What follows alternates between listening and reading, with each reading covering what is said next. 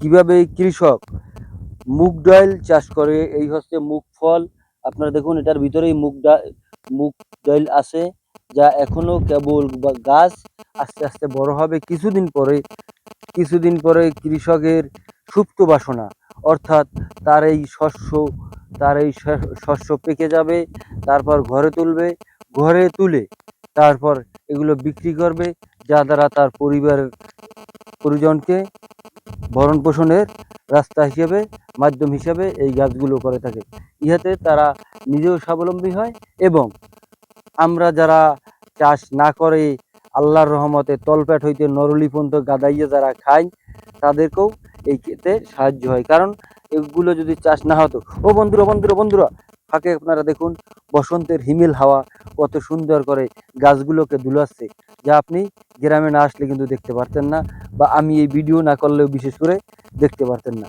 তাই আসুন সকলে একটু গ্রামকে ভালোবাসি এবং গ্রামের এই সবুজ ভিডিওগুলো আপনারা যদি একটু আগ্রহ করে বেশি লাইক কমেন্ট শেয়ার না করেন, তাহলে আমার ফেসবুক এবং ইউটিউব কোনোখানেই আমি সফলতা অর্জন করতে পারবো না। বন্ধু, একটা ভিডিও তৈরি করতে অনেক পরিশ্রম লাগে। সে কতটা পরিশ্রম লাগে এটা আপনি হয়তো বা বুঝবেন না। আপনি মোবাইলে পাচ্ছেন, একটা ধাক্কা মারছেন, ওকে এড়িয়ে যাচ্ছেন। না বন্ধু, এই কাজটা প্লিজ কেউ করবেন না। কারণ একটা ভিডিও বানাতে অনেক পরিশ্রম করতে হয় দাদাভাই।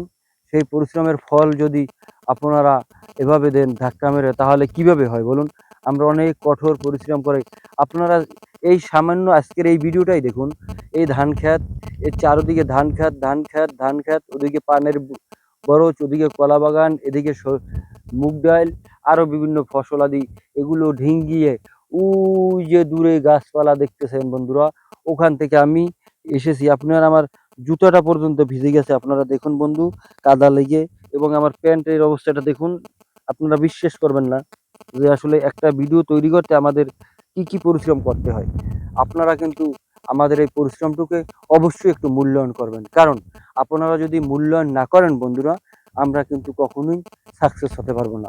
অনেক চেষ্টা করতেছি, ফেসবুক, ইউটিউব, দুই জায়গায় ভিডিও পোস্ট করতেছি, কাজ করতেছি, কিন্তু বন্ধুরা এখন পর্যন্ত কাঙ্ক্ষিত সফলতা পাচ্ছি না।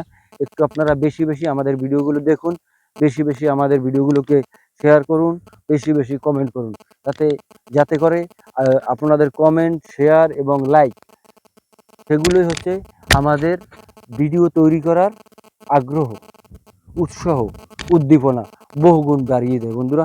দেখুন বন্ধুরা, এই কৃষিক্ষেত্রের ভিতর কিছু আগাছা, যাকে আগাছা বলা হয় প্যারাসাইট, এই কিছু প্যারাসাইট দেখুন আপনারা, কিন্তু সবুজ বন্ধুরা যাই দেখবেন।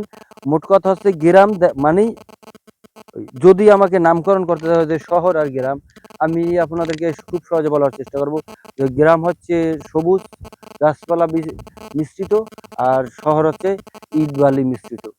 উত্তর কেউ মানুক আর না মানুক বন্ধু, আমি কিন্তু এটা বলেই যাব। তো ভিডিওটি কেমন হয়েছে অবশ্যই আপনারা কমেন্ট করে জানাবেন।